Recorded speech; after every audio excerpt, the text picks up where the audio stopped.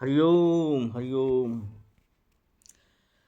जब कोई पुरुष समस्त भौतिक इच्छाओं का त्याग करके ना तो इंद्रिय तृप्ति के लिए कार्य करता है और ना सकाम कर्मों में प्रवृत्त होता है तो वह योगारूढ़ कहलाता है।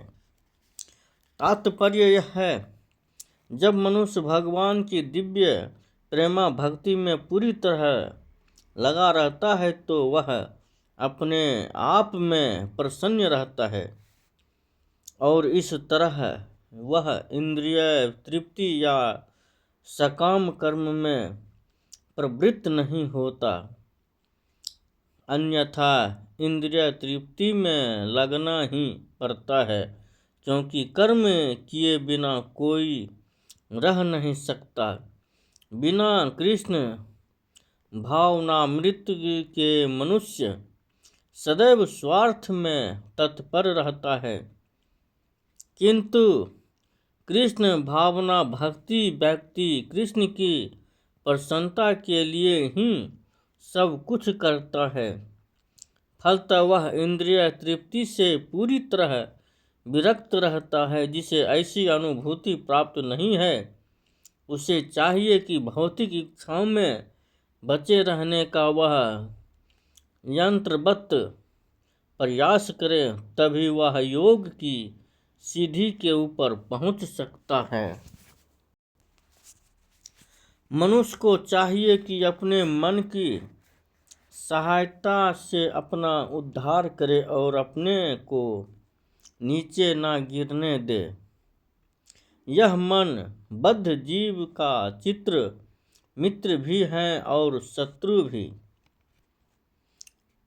प्रसंग के अनुसार आत्मा शब्द का अर्थ शरीर, मन तथा आत्मा होता है। योग पद्धति में मन तथा आत्मा का विशेष महत्व है, चूँकि मन ही योग पद्धति का केंद्र बिंदु है। अतः इस प्रसंग में आत्मा का तात्पर्य मन होता है। योग पद्धति का उद्देश्य मन को रोकना तथा इंद्रिय विषयों के प्रति आसक्ति से उसे हटाना है।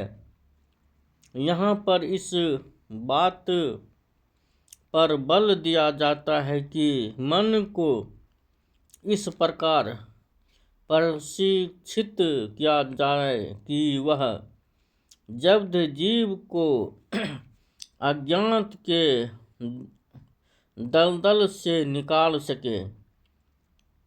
इस जगत में मनुष्य मन तथा इंद्रिय के द्वारा प्रभावित होता है। वास्तव में शुद्ध आत्मा इस संसार में इसलिए फंसा हुआ है क्योंकि मन मिथ्या अहंकार में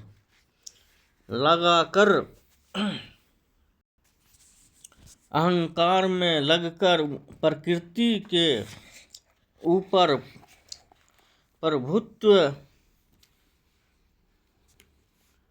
जताना चाहता है। अतः मन को इस प्रकार प्रशिक्षित करना चाहिए कि वह प्रकृति की तरक भरक से आकृष्ट न हो और इस तरह बद्ध जीव की रक्षा की जा सके। मनुष्य को इंद्रिय विषयों में आकृष्ट होकर अपने को पतित नहीं करना चाहिए। जो जितना ही इंद्रिय विषयों के प्रति आकृष्ट होता है, वह उतना ही इस संसार में फंसता जाता है।